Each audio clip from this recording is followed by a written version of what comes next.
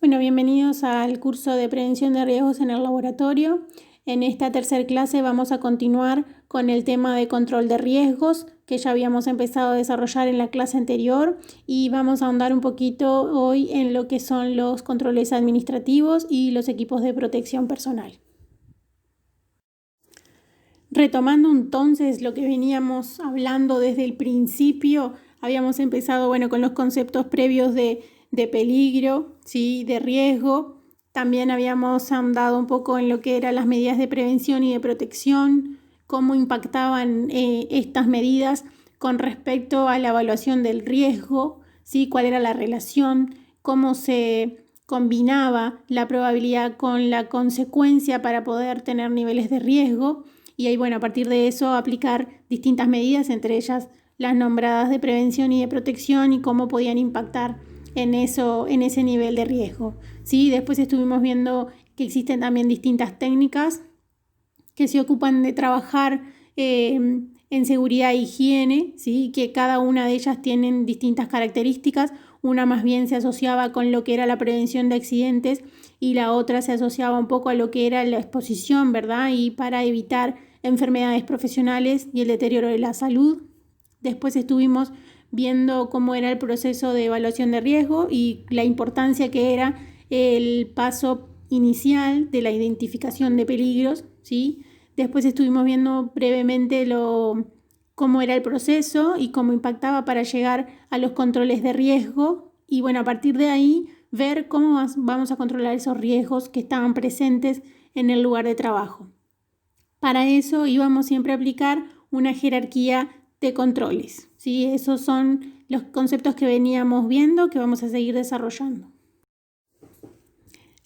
Entrando entonces en lo que eran los conceptos de control de riesgo, habíamos visto la jerarquía de los controles, que se basaba también en un principio en lo que era el control o aplicar medidas de control sobre la fuente, el medio y la persona, ¿sí? Con esos conceptos, con esa base, lo que hacíamos era utilizar la jerarquía de los controles, que si ustedes recuerdan los ejemplos, habíamos visto que esta jerarquía se relacionaba con la eficacia, ¿sí? O la eficiencia de poder controlar estos riesgos. Por eso habíamos dicho que la punta era la eliminación de los peligros, le seguía la sustitución del peligro, después seguíamos con los controles de ingeniería posibles que se pueden ajustar en ese lugar de trabajo o aplicar para poder disminuir esos riesgos o eliminarlos de alguna manera.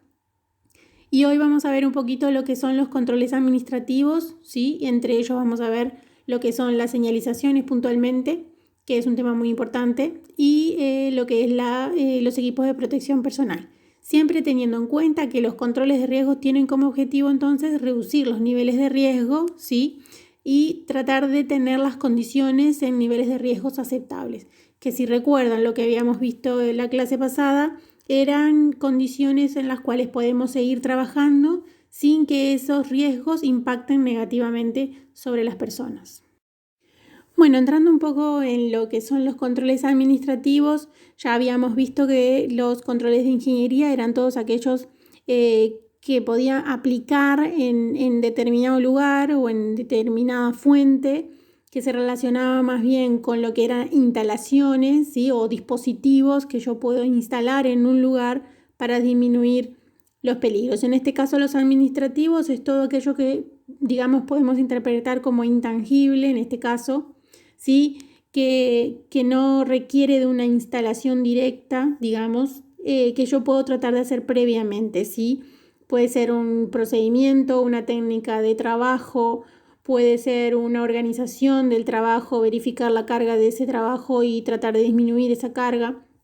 Son distintos tipos de procesos que yo puedo llegar a hacer, ¿sí? De forma administrativa, o sea, de forma organizativa, con un fin, ¿sí? Ya habíamos visto la diferencia entonces con controles de ingeniería. En este caso vamos a hablar puntualmente de señalizaciones porque van a ser muy importantes durante el desarrollo de las actividades que ustedes realicen, sobre todo en los laboratorios o en lugares industriales donde ustedes después puedan desarrollar sus actividades. Las señalizaciones entonces, ¿qué son? Son herramientas que se utilizan, ¿sí? Con el fin de disminuir los riesgos, ¿sí? La señalización es algo que va a estar presente en ese lugar y la función es disminuir los riesgos, ¿sí? Es una herramienta de comunicación. ¿Qué busca la señalización? Busca condicionar las conductas de las personas. O sea, si yo en un lugar estoy presente y tengo visible una señalización de este tipo, que podemos ver algunos ejemplos acá, yo espero que esté condicionando esa conducta. O sea, que cuando yo lo vea, sepa lo que significa y sepa qué es lo que puedo hacer y lo que no puedo hacer. Por ejemplo, si vemos una señal de prohibición en cualquier lado, ¿sí? Sabemos que es algo que no se debe hacer, ¿sí? Lo que busca entonces es llamar la atención de los peligros, ¿sí? Tratamos de que en su mayoría estén presentes en lugares donde exista un posible peligro para poder comunicarlos a tiempo. También busca la forma de alertar y también es un medio de información para las personas, ¿sí? Tanto en caso de emergencia como en casos habituales de trabajo, ¿sí? La idea es que las señalizaciones transmitan algo, ¿sí? ¿Qué puedo hacer para que las señalizaciones sean eficaces? Bueno, tengo que sí o sí tratar de atraer la atención del destinatario, ¿sí? O sea, las personas tienen que llamar la atención por las señalizaciones y tienen que tratar de prestar atención en el mensaje que presta, ¿sí? El mensaje tiene que ser previo y tiene que ser claro y único, ¿sí? Yo no puedo tener dos interpretaciones para la misma señal, ¿sí? El mensaje tiene que ser único y tiene que darme tiempo a actuar, por eso tiene que ser previo el mensaje, ¿sí? Yo cuando lo miro ya tengo que saber cómo responder en función de ese mensaje que me transmite, ¿sí? Tengo que tener la posibilidad de actuar y tiene que estar, por eso muchas veces está condicionado con la ubicación o las distancias con las cuales se ubica una señalización con el fin de que pueda ser visible, ¿sí? Ya vamos a ver un poco más eso en la clase próxima presencial, digamos que vamos a ver algunos ejemplos, ¿sí? Otra condición que es muy importante saber es que por sí sola la señalización nunca es suficiente, ¿sí? Por sí sola no va a disminuir los riesgos, ¿sí? Es una herramienta, ¿sí? Y se tiene que entender como que es complementaria, ¿tá? No sustituye, ¿sí? No sustituye el uso de ninguna otra, siempre es una complementaria con la otra, ¿sí? Tienen distintas ventajas, ¿sí? Que llegan al mismo tiempo, por ejemplo, puede llegar a vincular a distintas personas, o sea, no es solamente para una persona sola, sino que puede ser para un grupo de personas en un lugar de trabajo o en la vía pública, o sea, tiene un alcance bastante grande, ¿sí? Y después, bueno, tener condiciones, depende de los materiales y demás, puede llegar a tener impactos en el costo, que algunos pueden ser más económicos que otros, ¿sí? Pero en realidad solamente tienen que ser instaladas, que eso no debería causar demasiados costos. Pero bueno, por sí sola nunca es suficiente, siempre tiene que haber otras actividades alrededor que apoyen el uso de las señalizaciones y que la hagan de la forma correcta para que el mensaje y la utilidad de esa señalización sea realmente eficaz. Bueno, las señalizaciones entonces, como venimos hablando, son un tipo de control administrativo, ¿sí? Lo que busca son entonces disminuir los riesgos, son una herramienta complementaria a cualquier otra medida que nosotros podemos tener en el momento y buscan entonces y tienen como objetivo transmitir un mensaje con el fin de alertar esos posibles peligros existentes. ¿Cómo se clasifican entonces? Se clasifican en función del sentido por el cual se perciben, ¿sí? En este caso vamos a tener, por ejemplo, los tipos de señalizaciones que son más bien para el sentido visual, que alertan de forma visual a las personas, que en este caso son las ópticas, se llaman así, que lo que van a hacer este tipo de señales es, jugar un poco con lo que es el color y los contrastes, ¿sí? ¿Para qué? Para llamar la atención de las personas. Además va a incluir símbolos o palabras, ¿sí? No necesariamente, pero por lo general lo tienen para poder alertar y poder comunicar ese mensaje, o sea, a través de la imagen y a través de los símbolos y las palabras y a través de las formas. También es muy importante la forma que se le da a la señalización óptica y ya vamos a ver por qué, ¿sí? Después tenemos otro tipo de señal entonces que es a través del sentido auditivo, en este caso las acústicas, que son muy útiles para el momento de evacuaciones o de emergencias. ¿Qué hacen este tipo de señalizaciones? Transmiten su mensaje en forma de sonido, ¿sí? por ejemplo, una alarma. Después tenemos otro tipo de señalizaciones que son las olfativas, que en este caso no lo vamos a ver con profundidad, ni las olfativas ni las táctiles, pero sí sepan que existe este tipo de señalizaciones que por lo general es un ejemplo es la garrafa de gas, ¿sí? Por lo general tienen agregados químicos, ¿sí? En este caso se le agrega un producto en la industria química para poder alertar, ¿sí? En este caso una fuga de gas, por ejemplo, ¿sí? A través de ese aditivo que se le pone, ¿sí? Entonces en ese caso es un tipo de señal olfativa que va a llamar la atención de las personas. Y después tenemos las táctiles que se usan, que utilizan sobre todo lo que es la forma y los relieves, ¿sí? Para que la mano pueda detectar enseguida ese mensaje. Por lo general se usa en la vía pública, ¿sí? Y son muy útiles para en la vía pública o en lugares de acceso de público en general, por ejemplo, que por lo general se usan para las personas que tienen deficiencia audiovisual, ¿sí? Entonces, ¿qué buscan entonces las señalizaciones? Combinar, ¿sí? Lo que son los colores, los contrastes y los mensajes a través de símbolos y palabras para poder transmitir el mensaje deseado. ¿Y cuántos tipos de señalizaciones tenemos? Tenemos varias, ¿sí? Pueden ser señales de seguridad, que a su vez se subdividen, señales de protección contra incendio, que tienen una clasificación aparte, ¿sí? También tenemos tipo de señalizaciones para cilindros de gas, que es para poder identificar el contenido, ¿sí? Identificación de cañerías de servicio, también para saber qué tipo de flujo pasa por ahí dentro de esa cañería, para saber qué es lo que está transportando esa cañería. Y rótulos para sustancias peligrosas que también son importantes, ¿sí? Que eso lo vamos a ver con más detalle más adelante. Y lo importante de las señalizaciones es que tienen que estar normalizadas, ¿sí? Son herramientas complementarias y tienen un amplio alcance. Entonces, por eso tienen que estar normalizadas, porque el mensaje tiene que ser el mismo acá, en Estados Unidos, en la China, como se le dice, ¿sí? En cualquier lado donde yo vea una señalización, tengo que tratar de interpretar lo mismo. Habíamos dicho que el mensaje tenía que ser único y que no podía tener doble interpretación, ¿sí? Tiene que ser único y claro. Por eso se dice que las señalizaciones tienen que estar normalizadas. Tiene que haber una norma que regule, ¿sí? El diseño, el color, la disposición, las dimensiones de ese tipo de señalizaciones para que pueda ser interpretada por todos, ¿sí? En cualquier lugar. Bueno, estábamos hablando entonces de señalizaciones y bueno, ver también cómo combinan y cómo se clasifican las señalizaciones y habíamos prestado atención en una parte que sobre todo con las que son de la parte tipo óptica, digamos, que usan a través de la imagen y la combinación de colores y de símbolos para transmitir su mensaje. Tenemos ejemplos muy conocidos, que esta creo que todos ya la hemos visto en algún lugar, algún tipo de señal de este tipo.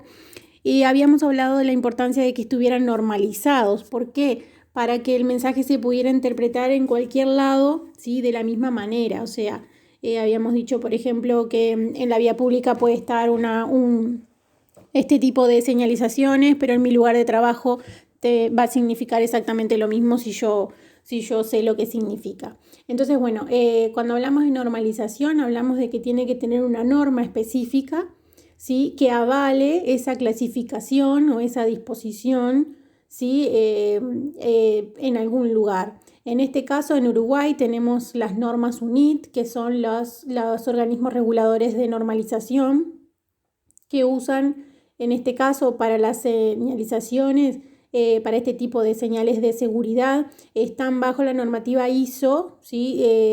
3864-1, que es la de requisitos específicos para el diseño, ¿sí? De lo que son las señales de seguridad. Esta norma es del 2011 y es un compendio, ¿sí? Tiene más de una parte. En este caso les puse solamente parte 1, pero hay distintas partes, ¿sí? Que cada una de ellas refiere a un tema determinado. Pero en fin, son para normalizar y para que todas las señales tengan la misma estructura, digamos, ¿sí?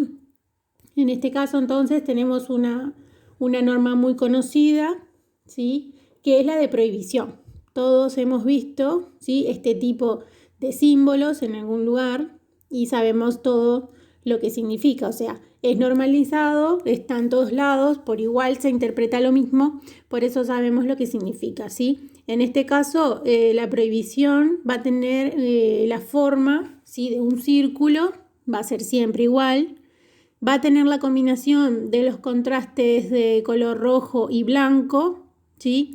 Y el símbolo es de color negro, ¿sí? Si yo veo en cualquier otro lugar un tipo de señalización similar a esta, que no cumpla estos requisitos, es porque esa señalización no está normalizada, ¿sí? Si la señalización cumple con los requisitos, es porque está bajo la normativa reguladora, ¿sí? Y está cumpliendo con los requisitos que se exige para esa señalización. Después vamos a tener el tipo de señales que hemos visto también en muchos lados, que son un triángulo amarillo, ¿sí? Que muchas veces las asociamos con los peligros, es verdad, están asociadas con los peligros y son el tipo de advertencia. Ya habíamos dicho que las señalizaciones transmiten un mensaje, ¿sí? Transmiten una información y también advierten. En este caso, entonces, sabemos que las de advertencia, ¿sí?, están alertando justamente la existencia de peligros en ese lugar, ¿sí? Tiene la característica de que son triangulares, ¿sí? Tienen la combinación de los colores amarillo y negro, ¿sí? Tanto el contraste como el color secundario, digamos, y además tiene el símbolo en color negro, ¿sí? Estos son los tipos de señalizaciones que vamos a ver mucho, ¿sí? Porque van a estar alertando peligros y también riesgos, ¿sí? Que son, después vamos a ver las diferencias. Después tenemos otro tipo de señalizaciones que vamos a ver mucho también dentro de los laboratorios, que son los de acción obligatoria. Habíamos dicho que las señales transmiten un mensaje, advierte los peligros y también habíamos dicho que condiciona, ¿verdad?, la conducta de las personas. Ya hemos visto un ejemplo que son la prohibición, pero en este caso también vamos a tener lo de acción obligatoria, o sea, si yo veo este tipo de señales porque tengo que usar obligatoriamente ese implemento, en este caso, de seguridad, ¿sí? En este caso, las de acción obligatoria van a ser siempre de forma circular, ¿sí?, de color azul y blanco, y el símbolo tiene que ser de color blanco, ¿sí?, acá y en cualquier lugar. Luego tenemos otro tipo de señales que se usa mucho en la parte de emergencia, ¿sí?, y de evacuación, que son los tipos de señalizaciones de condición segura, ¿sí? Informan, ¿sí?, o brindan la información de condición segura, de hacer algo de forma seguro, ¿sí? En este caso ustedes van a ver en facultad también muchos ejemplos cuando les toque volver, ¿sí? Ejemplos de este tipo y están relacionados siempre con lo que son las vías de evacuación y de emergencia, ¿sí? En este caso son rectangulares, ¿sí?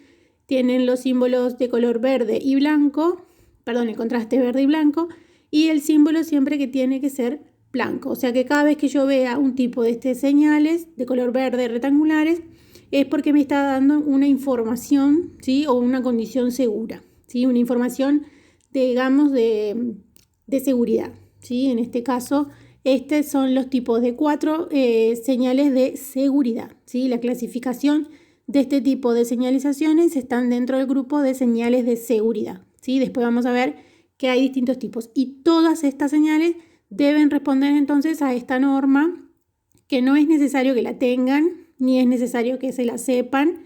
Se puede conseguir, ¿sí?, se puede comprar en el caso que les interese después trabajar con esto, pero no es necesario que la tengan. Lo que sí tienen que saber que las normas tienen que responder a determinados requisitos, ¿sí?, para poder dar el mensaje de manera clara, ¿sí?, y que no haya dualidad en la interpretación, ¿sí? Bueno, con respecto a lo que son las señalizaciones de protección contra incendio, que son otro grupo en los cuales se dividen las señalizaciones, tenemos la característica que ya nos damos cuenta a simple vista, es que el color rojo es el que predomina en este tipo de señalizaciones, ¿sí? Entonces, bueno, cada vez que veamos una señal de color rojo, ¿sí?, y blanco, que tenga una forma rectangular, sí, ya vamos a estar sabiendo de antemano que estamos ante señales que indican dónde pueden estar los dispositivos, ¿sí?, de seguridad contra incendio, ¿sí? En ese caso vemos que tenemos, por ejemplo, las señales de extintores, por ejemplo, los teléfonos de lucha contra incendio, que a veces se ubican en algunos lugares como punto de comunicación en un caso de incendio o de evacuación.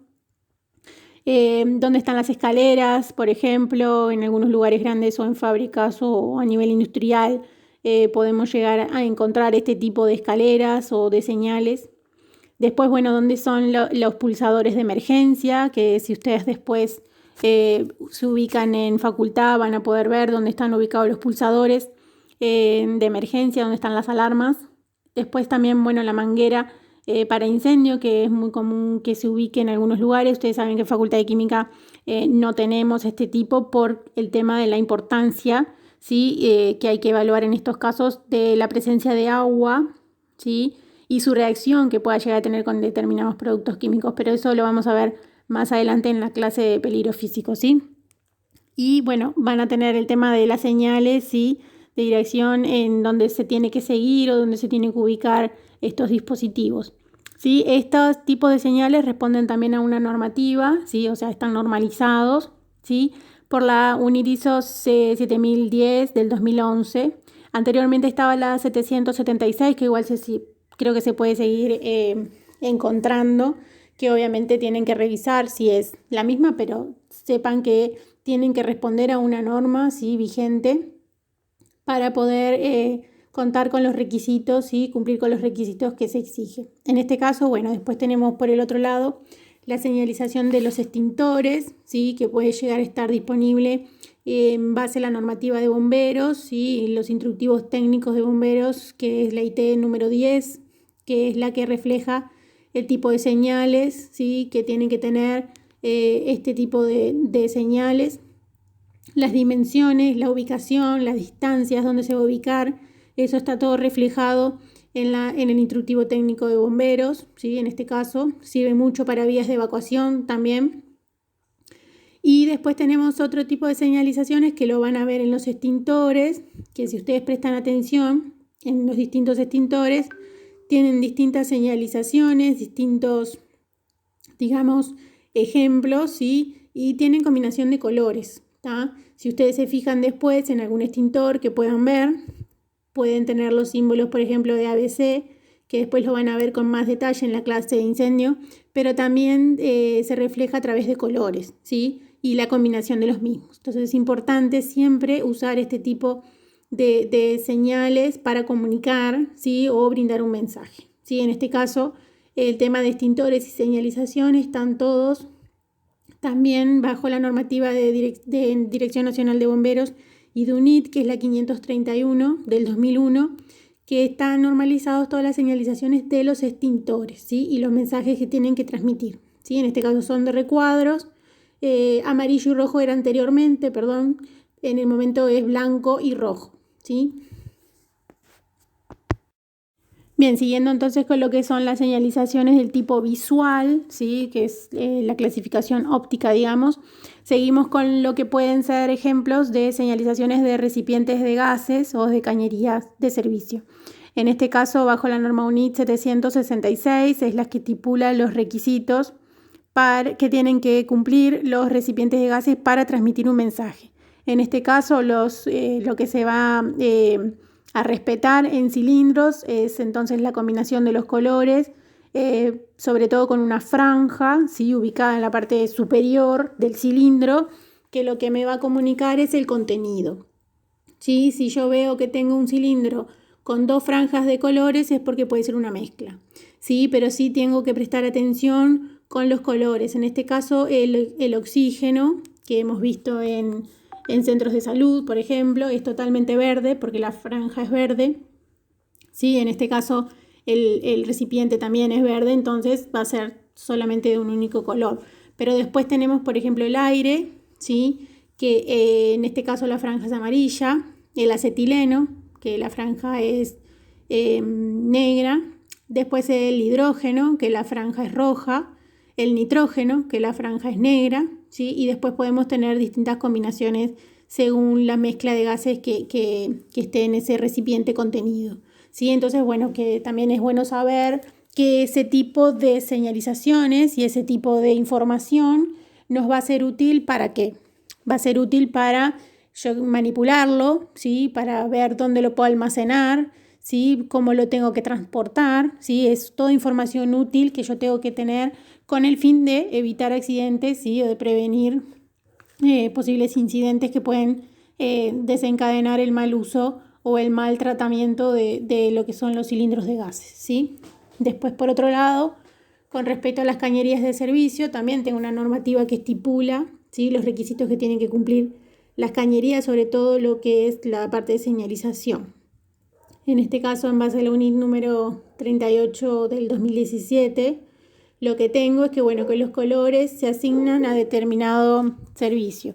En este caso sabemos que el agua es de color verde, ¿sí? No se nota mucho, pero todo cuando vean una cañería de color verde es porque tiene agua, el flujo que está transportando esa cañería es agua.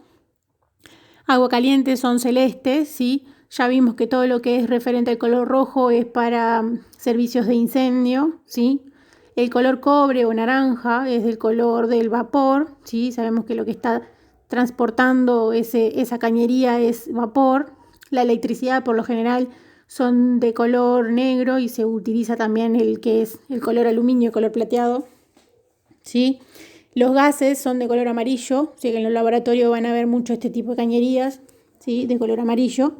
El gas y el vacío es de color blanco, ¿sí? También es importante con este tipo de cañería siempre señalizar la dirección del flujo, ¿sí? Entonces es importante siempre estar señalizando hacia dónde va ese flujo que está contenido dentro de esa cañería. Por eso es importante siempre poder a través de los colores verificar, ¿sí?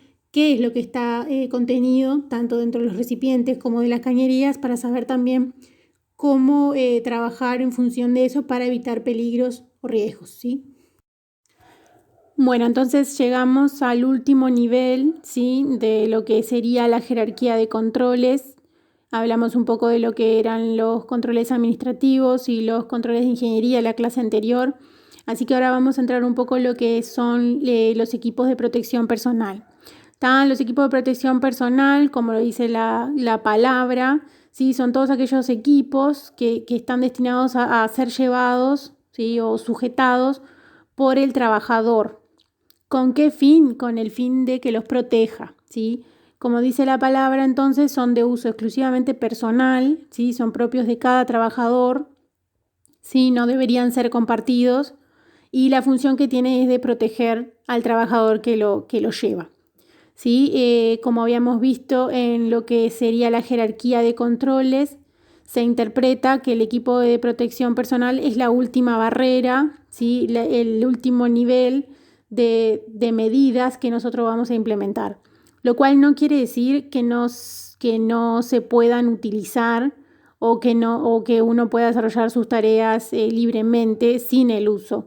Es recomendable siempre que se tengan, ¿sí? Los equipos de protección, pero por un tema conceptual lo que nos lleva es que, bueno, puedo aplicar distintos tipos de controles o de medidas, ¿sí? Para poder desarrollar mi tarea de manera efectiva o de forma segura, ¿sí? Sin tener que llegar al uso del implemento del equipo de protección personal.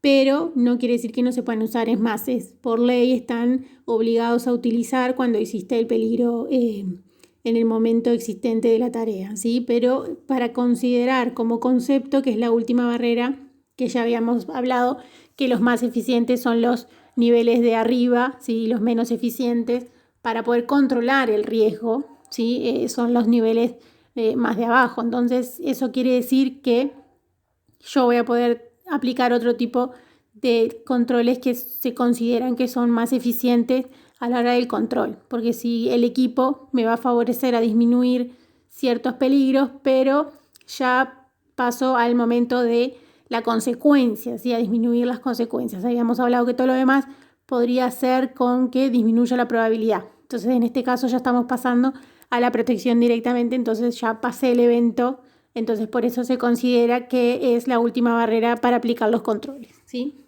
Debería aplicar todos los otros controles anteriormente. En este caso, entonces, los equipos de protección personal son, entonces, únicamente del uso del trabajador, ¿sí? No se deberían compartir, ¿sí?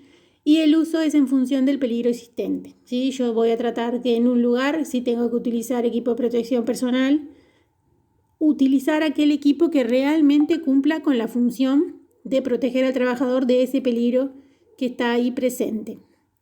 En el caso, por ejemplo, de si hay polvo, bueno, voy a tratar de usar una protección respiratoria contra el polvo. No puedo usar lentes de uso de receta común porque no me va a proteger nada, ni la vista ni la vía respiratoria, ¿sí? Si yo, por ejemplo, estoy barriendo y no hay ningún otro tipo de peligro, no hay ningún otro tipo de evento de caídas y demás, no es necesario, por ejemplo, que use el casco porque no se me va a caer nada en la cabeza. ¿Me explico? Esa es la función, ¿sí? El uso siempre va a ir de la mano del peligro existente en ese momento, ¿sí? Que pueda perjudicar a la persona. Y se interpreta que la eficacia, ¿sí? del uso del equipo de protección personal para que cumpla con su función de proteger depende de dos factores, que es la correcta selección del equipo, ¿sí? Yo tengo que ver bien cómo lo voy a elegir, cuál va a ser el equipo que yo voy a seleccionar para usar, y también depende mucho del mantenimiento del equipo, ¿sí? Cómo yo lo mantengo, cómo lo higienizo, en qué condiciones lo almaceno o lo guardo, ¿sí? Van a determinar la eficacia del funcionamiento de ese equipo y que realmente cumpla, ¿sí? Con la función de proteger a las personas.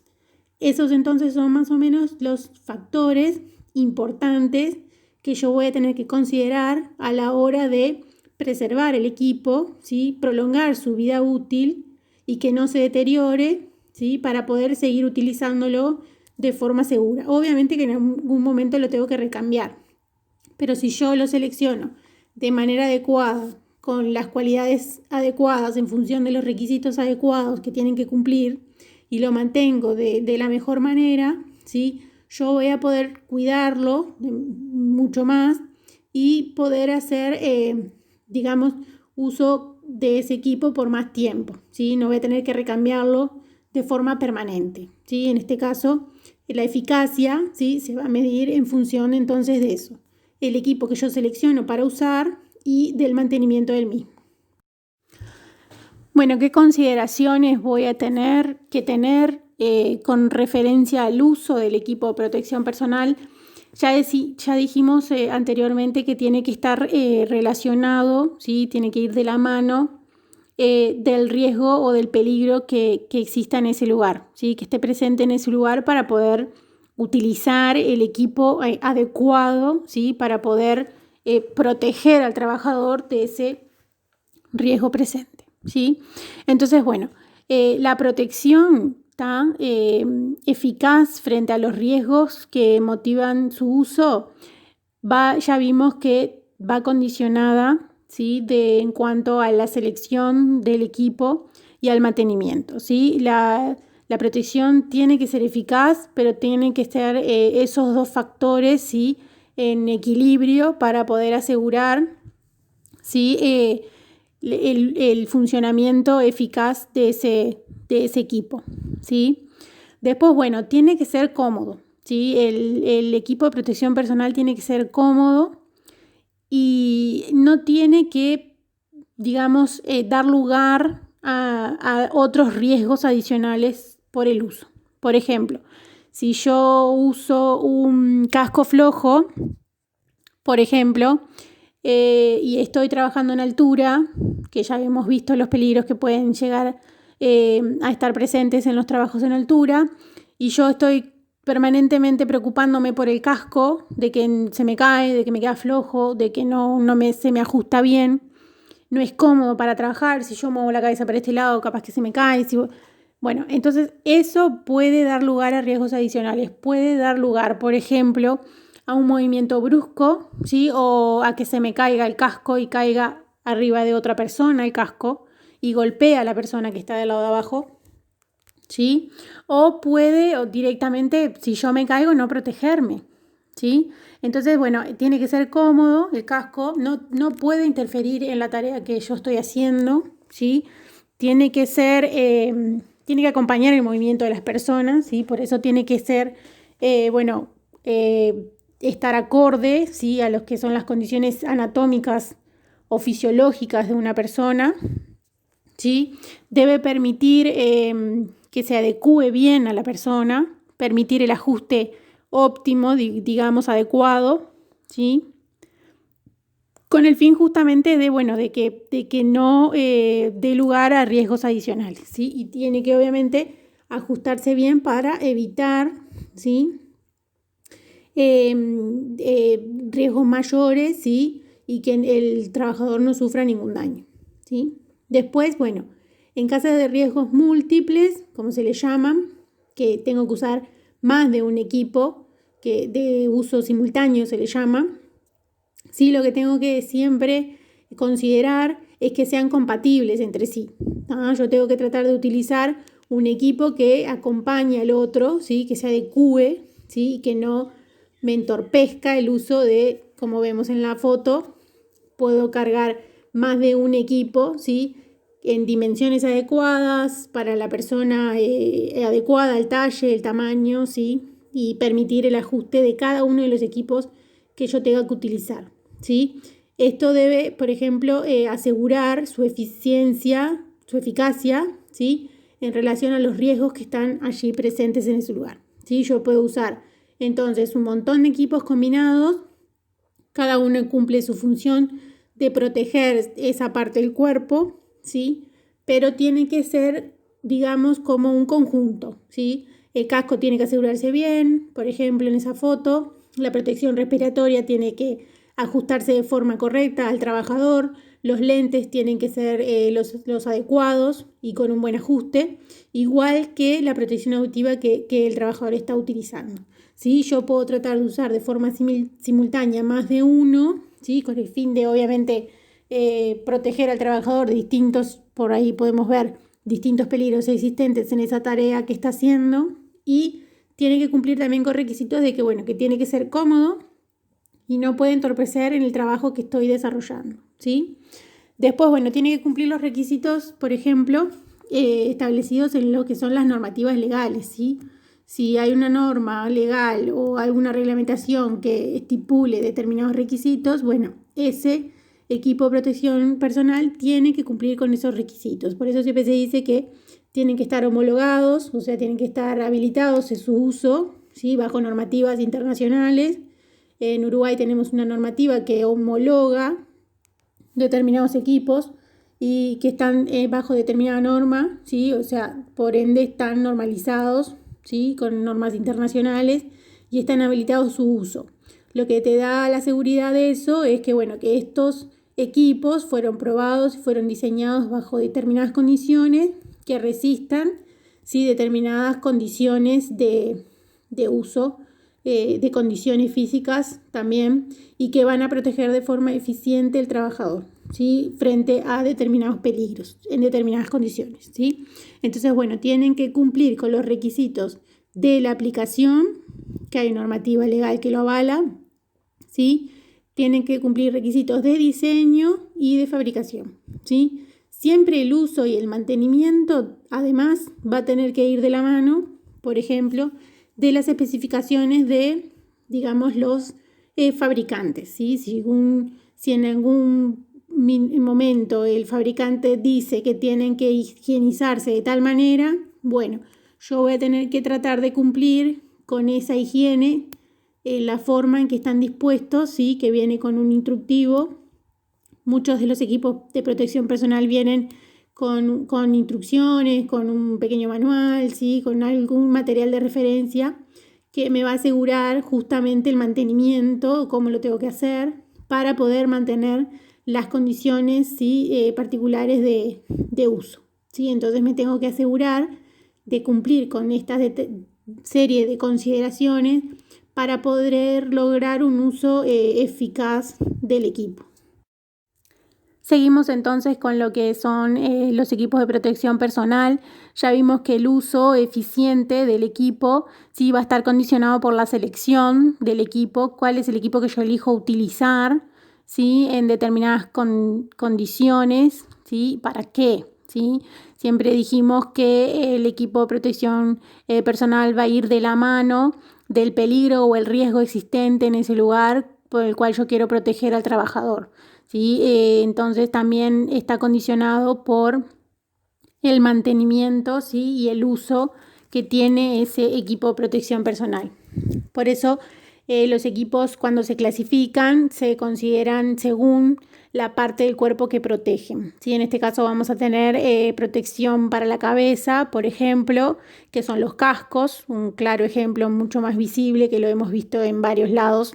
En la construcción sobre todo se utiliza y es de uso obligatorio, ¿sí? Que van a proteger la cabeza tanto de las caídas, ¿sí? Que puede llegar a condicionar la integridad física o la salud del trabajador, como la protección sobre caída de objetos. Por ejemplo, si yo estoy caminando sobre una zona que puedo tener peligro de caída de objetos, me va a estar protegiendo la cabeza, ¿sí? De esos posibles golpes o de esos posibles daños que me puede originar esa caída, ¿sí?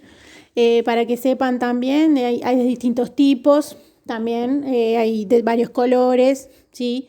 Hay algunos que, por ejemplo, son azules, que es más bien para el uso de la parte eléctrica, que tienen una protección aislante, digamos, para determinadas intensidades de corrientes, por ejemplo, ¿sí?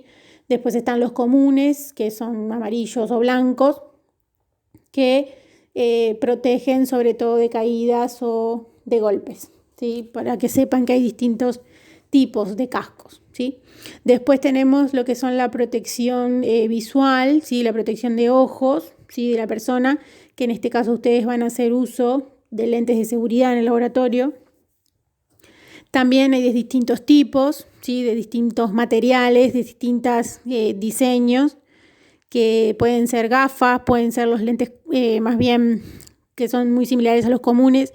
Después van a tener antiparras o protección de máscara, por ejemplo, completa, que también va a estar protegiendo la vista y el rostro de las personas.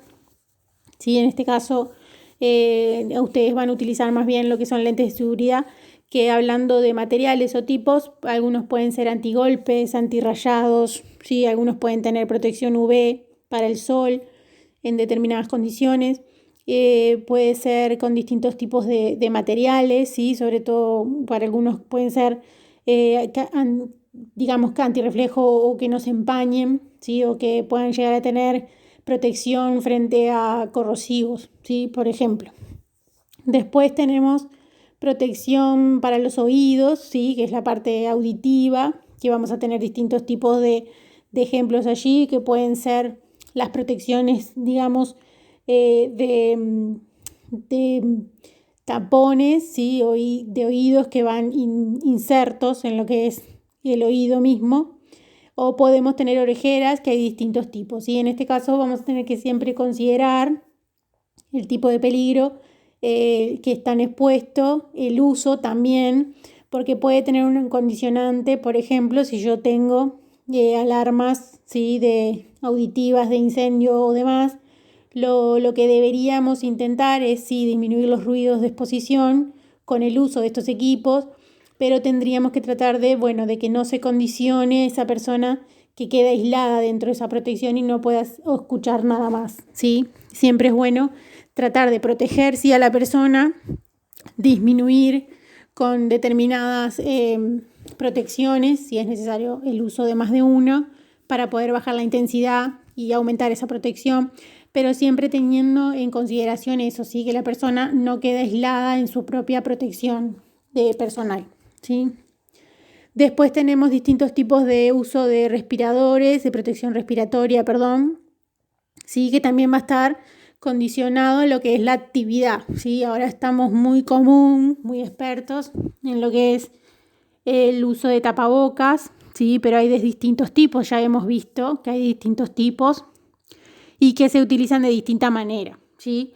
Podemos tener los sencillos tapabocas de tela o los que son de TNT o de algún material específico para uso, digamos, de la salud, ¿sí? Que esos son más bien, la protección es como una barrera y se utiliza como barrera, digamos, desde la persona hacia el exterior, ¿sí? Es muy útil en casos de la salud, por ejemplo. Después tenemos otro tipo de protecciones respiratorias que son de acuerdo a las partículas, ¿sí? De acuerdo a los contaminantes presentes en ese lugar, que pueden llegar a ser polvos o vapores, ¿sí? que pueden estar entrando en contacto con esa persona. Entonces se va a tratar de proteger al trabajador de esa exposición, ¿sí? Puede haber distintos tipos de máscaras o semimáscaras con filtros de respiración, ¿sí? Con válvulas, por ejemplo, o algunas también que tengan que tener la protección respiratoria completa con una máscara cerrada, ¿sí? Semimáscara quiere decir que solamente llega hasta la mitad de la nariz hacia abajo, y después máscara completa facial es que cubre todo el rostro y tiene los respiradores, y depende de la eficiencia de los filtros que esté utilizando para filtrar justamente y que el aire que ingresa sea libre de contaminantes y proteja las vías respiratorias del trabajador. En este caso vamos a estar viendo ejemplos en la clase que viene específica de protección respiratoria. Después vamos a tener, distintos tipos de protección para lo que son las manos, ¿sí? Vamos a tener distintos tipos de guantes, de acuerdo también de la tarea que tenga que desempeñar, ¿sí? Puede ir desde guantes comunes de látex a guantes de nitrilo, de caucho o algún otro material específico. También puede ser por ejemplo, para distintas temperaturas, ¿sí? Puedo tener guantes específicos para altas temperaturas, para manipular materiales calientes, o puede tener distintos tipos de guantes, por ejemplo, para bajas temperaturas, ¿sí? Para manipular material, por ejemplo, que está bajo cero o en condiciones de menor temperatura, ¿sí? Que también pueden provocar quemaduras por exceso de frío, ¿sí? Y después tenemos los ejemplos de lo que son la protección para pies, que son los calzados, que también puedo llegar a tener distintos tipos de calzados de seguridad, ¿sí? Inclusive algunos son de uso común, ¿sí? Que lo que tiene es un mejor agarre, adherencia al piso, digamos, ¿sí? Tienen que ser antirresbaladizos, ¿sí? Tienen que permitir la adherencia firme al piso. Después vamos a tener algunos que son dieléctricos, por ejemplo, ¿sí? Que tiene protección también aislante contra la intensidad de la corriente, ¿sí? Después puede haber distintos tipos de materiales con puntera de metal, por ejemplo, para proteger al trabajador de posibles caídas de materiales en sus pies, ¿sí? Que no le afecte los dedos, por ejemplo, el pie, y que no tenga ningún daño allí, ¿sí? Hay distintos tipos también de uso y de distintos materiales. Después podemos llegar a tener la ropa de protección, que de acuerdo a la tarea, por ejemplo, son considerados equipo de protección personal, ¿sí? Un ejemplo puede ser la soldadura, ¿sí? Ahí voy a tener una ropa específica de protección contra esa tarea que yo estoy haciendo, ¿sí? Después, bomberos, por ejemplo, tiene ropa de protección aislante frente al calor, ¿sí? Y después puedo haber ropa de protección, por ejemplo, para trabajar en una industria química, o ropa de protección contra riesgos biológicos también puede existir, ¿sí? Pero el uniforme de trabajo común y corriente, por ejemplo, camisa, pantalón y corbata, eso no es una ropa de protección, ¿sí? Pasa a ser un uniforme de trabajo. Y después tenemos, por ejemplo, accesorios, ¿sí? Accesorios que pueden llegar a ser, como muestra ahí, todo lo que son fajas, ¿sí? Para manipular peso.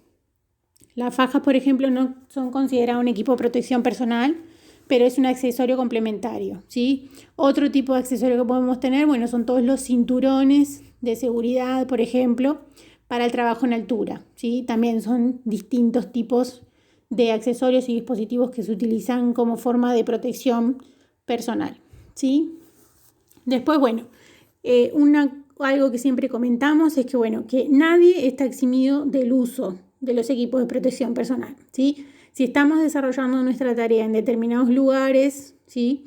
Y tenemos la presencia de determinados peligros y de determinados riesgos, ¿sí? No estamos eximidos del uso, ¿sí? Y siempre el usuario es responsable de usarlo y de mantenerlo, ¿sí? Inclusive ustedes en facultad tienen una resolución, ¿sí? Que los obliga a usar lentes de protección, ¿sí? En laboratorios, y la túnica, por ejemplo. Pero también tienen la obligación de usar ropa larga que proteja el cuerpo, ¿sí? Zapatos cerrados, ropa larga que proteja el cuerpo, ¿sí? Es responsabilidad del usuario siempre y del trabajador. Además, en la industria, lo que se hace a través de normativas es dar una capacitación en uso correcto de los equipos de protección personal, ¿sí? Donde el trabajador firma un consentimiento de que recibió esa inducción, o sea que conoce y sabe cómo usar ese equipo y cómo mantenerlo, ¿sí? Y es responsable. Si bien la empresa les tiene que brindar, en el caso de que trabajen en la industria, los equipos de protección personal, el uso y el mantenimiento es responsabilidad del trabajador, ¿sí? Y en algunos casos, si tienen que reponer antes de tiempo, puede llegar a, digamos, generar costos para el trabajador. O sea, el trabajador tiene que en algún momento hacerse cargo del mal uso, ¿sí? O de la mala gestión de ese equipo de protección personal. Básicamente, si no lo cuida, ¿sí? Y por eso mismo se dice que es el responsable, ¿sí? Entonces, bueno, son todas consideraciones buenas a tener en cuenta, ¿sí? A la hora de que uno recibe esa protección personal. En laboratorio ustedes, bueno, no van a tener ese problema, pero sí tienen la obligación de usar los equipos de protección que se exigen para el trabajo dentro del laboratorio en facultad. Bueno, como apuesta a punto de lo que ya venimos hablando, retomando lo que es control de riesgo, hicimos hincapié entonces de que es el tercer paso luego de la identificación y luego de evaluar riesgo, que una vez que yo identifico y los evalúo y puedo ver el nivel de riesgo presente en un lugar, voy a pasar a sí o sí tener que aplicar medidas del tipo de control para poder disminuir, ¿sí? Esos niveles de riesgo presentes en el lugar con el fin de que las condiciones en ese lugar de trabajo sean de riesgo aceptable, que se entiende como el lugar donde uno puedo seguir trabajando sin que tenga consecuencias negativas para las personas, ¿sí? Eso es básicamente el concepto que tienen que tener a la hora de cuando uno evalúa riesgos, ¿sí? Y aplica determinados controles. ¿Para qué uno aplica? Bueno, para tratar de disminuir esos riesgos o de eliminar esos peligros existentes en ese lugar para favorecer, ¿sí? O para tratar de asegurar que las condiciones de trabajo sean seguras para todas las personas, ¿sí?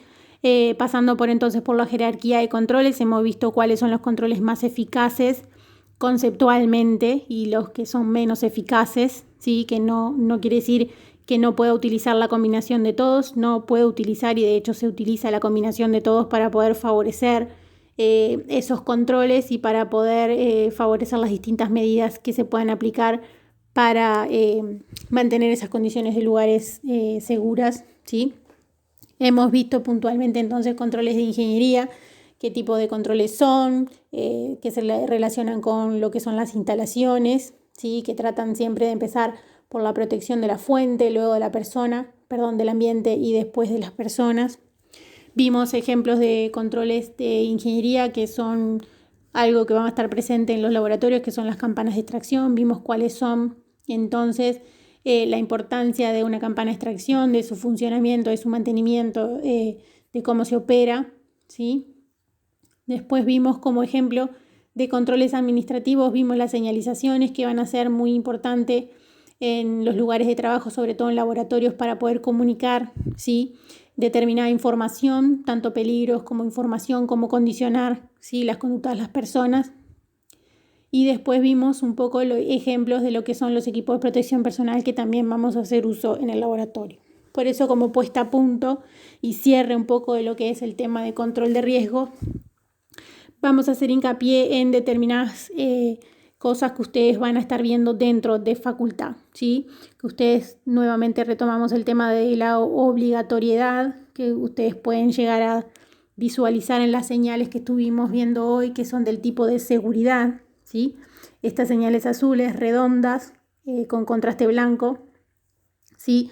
Indican entonces una obligatoriedad, ¿sí? Yo estoy obligado a utilizar lentes de seguridad dentro del laboratorio y túnica, ¿sí? Estamos prohibidos de comer y beber dentro del laboratorio, ¿sí? Por resolución de consejo. Van a ubicar también en los pasillos y en los distintos lugares de facultad este tipo de señales, por ejemplo, para lo que son los dispositivos de lucha contra el fuego, ¿sí? Que son los extintores. Van a estar viendo este tipo de señales por los espacios comunes y los salones de facultad, inclusive los laboratorios. Y después vamos también a tener determinadas información que habíamos dicho que eran de condiciones seguras, ¿sí? O información segura para las personas, que son lo de duchas de seguridad, por ejemplo, que están ubicados en los pasillos de la facultad, ¿sí? Las salidas de emergencia también van a estar señalizadas. Después ustedes van a ver más adelante lo que es el plan de emergencia en una clase, una de las finales. Y van a también tener este tipo de identificación, por ejemplo, que significa que hay la presencia de un DEA, ¿sí? Un desfibrilador. ¿Sí? En Facultad de Química tenemos desfibrilador y sería bueno siempre tratar de ubicar este tipo de señales, tanto las seguras, ¿sí? Dentro de facultad, como respetar las de obligatoriedad, ¿sí? Y la de prohibiciones, ¿sí? Y bueno, tratar de identificar dónde están para poder considerarlas, ¿sí? Dando un poco de cierre y también relacionando con todos los conceptos que ya veníamos viendo, ¿sí? Tratar de identificar este tipo de señales que van a ser un tipo de información que nosotros vamos a tener que tener en consideración cuando trabajamos en laboratorios químicos, ¿sí? O en industria o en cualquier otro lugar donde yo me pueda mover. Son importantes y los tengo que considerar, tengo que saber dónde están y qué significan para poder reaccionar, ¿sí? De forma segura, ¿sí? Y a tiempo en caso de que se presente algún hecho fuera de lugar, digamos, ¿sí? O sea que es importante que tengamos que identificar este tipo de señales porque nos va a acompañar en todo el desarrollo del curso. Vamos a trabajar con este tipo de simbología, tanto lo que son condiciones seguras y señalización, como lo que son pictogramas, que vamos a ver en alguna clase más adelante. Bueno, y como resumen ya estuvimos comentando el tema de controles de riesgo, que es lo que finalizamos en la clase anterior y la de ahora, retomando. Es importante que ustedes sepan entonces, bueno, qué tipos son los controles de ingeniería y algunos ejemplos que puedan llegar a tener. Que entendemos por controles administrativos también, y acá habíamos visto puntualmente el ejemplo de señalizaciones, que es importante poder saber cuáles son la finalidad de las señales, cómo se clasifican y qué tipos son, ¿sí? Para poder estar más atento y saber qué tipo de mensaje tengo que entender cuando me enfrento a determinadas señales, ¿sí? También estuvimos discutiendo, bueno, lo que son los equipos de protección personal y la importancia que tienen, ¿sí? Qué tipos hay y cómo se clasifican, cómo considero la elección de un equipo de protección, también haciendo uso de una buena higiene y conservación con el fin de favorecer la eficacia de ese equipo, ¿sí? Y prolongar su vida útil sin que se deteriore y que sea efectivo su uso para las personas. Hasta acá entonces llegamos con el tema de control de riesgo, ¿sí? Que también está relacionado con lo que es la seguridad y salud ocupacional. Es como el puntapié inicial para todo lo que vamos a estar viendo de ahora en más en el desarrollo del curso.